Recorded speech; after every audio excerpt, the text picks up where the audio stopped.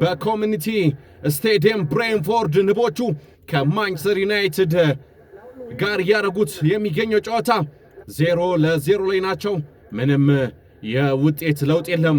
አሁን ኳስ እየመጡ ይገኛሉ ብሬንፎርዶች።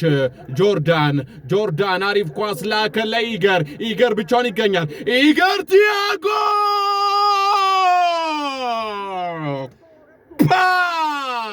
ኢገር ቲያጎ ብራዚላዊው የዘንድሮው አዲሱ ፈራሚ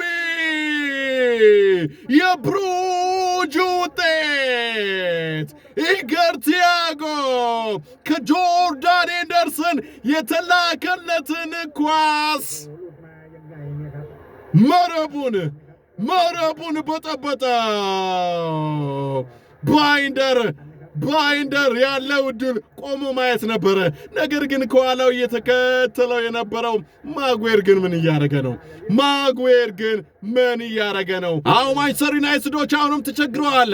በድጋሚ በግራ የሜዳ ክፍል ብሬንፎርዶች ኢገር 1-2 ገቡ ፔናልቲ ቦክስ ውስጥ።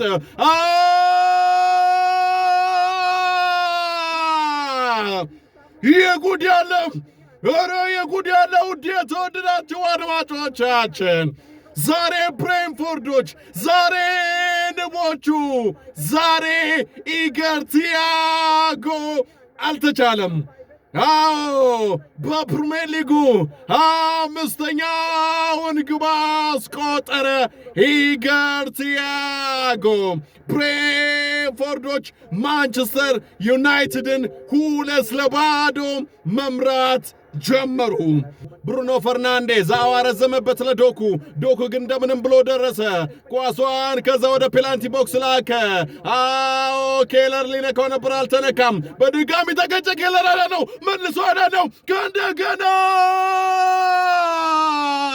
ቤንጃሚን ሴስኮ ማንቸስተር ዩናይትዶችን ወደ ጨዋታ መለሳቸው።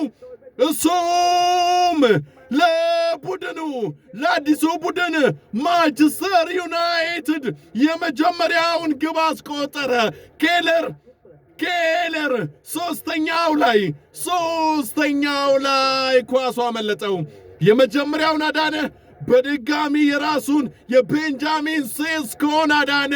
የሶስተኛውን ግን በፍጹም ሊቋቋም አልቻለም። 2-1 ሆኑ ማንቸስተር ዩናይትዶች።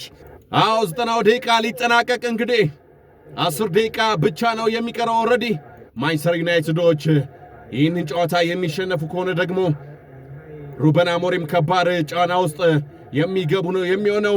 ዳሎ አሪፍ ኳስ ለኩኛ ወደ ፔናልቲ ቦክስ ላከ። ኩኛ የላከውን ኳስ ምን ፋውል አሙቤሞ ፔናልቲ ካሪም ፓውሰን ፔናልቲ የመስመር ዳኛው ነው ለካሪም ፓውሰን ተጎትቷል በሚል ፔናልቲ የሰጡት። ሩበን አሞሪም ደምስሩን ገትሮ ነው የተነሳው። ፍጹም ቅጣት ምቱን ብሩኖ ፈርናንዴዝ ሊመታው ነው። ብሩኖ ፈርናንዴዝና የቀድሞ የሊቨርፑሉ ግብ ጠባቂ ኬለር ከዚህ በፊትም በሊቨርፑል ቤት በርካታ ፔናልቲዎችን ማዳን ችሏል። ዛሬስ ብሩኖ ብሩኖ ፈርናንዴዝ የጉድ ያነሳተው ኬለር አዳናቸው።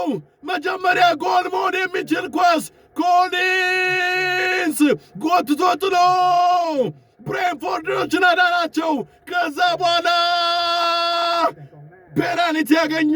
ከእንደገና ፔናልቲውን ደግሞ ኬለር ብሬንፎርዶችን ንቦችን ታደጋቸው። ምን አይነት ደካማ ኳስ ነው ብሩኖ ፈርናንዴዝ የመታው። ዋይ 2-1 ቀጠለ። ከዚህ በኋላ ምን ይፈጠር ይሁን የምናይ ይሆናል። ተሳሳቱ ማንቸስተር ዩናይትዶች እየመጡ ይገኛሉ። አሪፍ ኳስ በካውንተር አታክ ምን ሊፈጠር ይችላል? ኤንስ ተቀይሮ የገባው 8 ቁጥር ለባሹ ኤንስ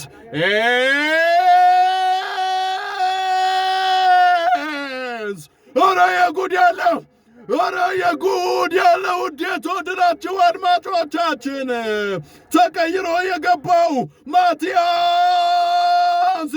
ምን አይነት መድፍ ነው! ምን አይነት መድፍ ነው! መረቡን በጠበጠው።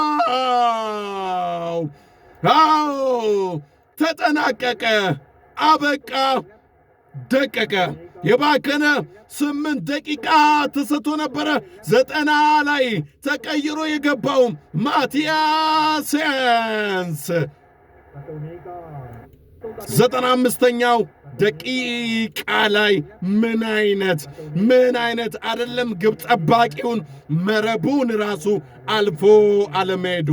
ማንቸስተር ዩናይትዶች ምን አይነት ልብ ሰባሪ፣ ምን አይነት ወሽመጥ ቆራጭ ጎል ነው! ነጥብ ነው፣ ውጤት ነው። ሩበን አሞሪም ከድጡ ወደ ማጡ 3-1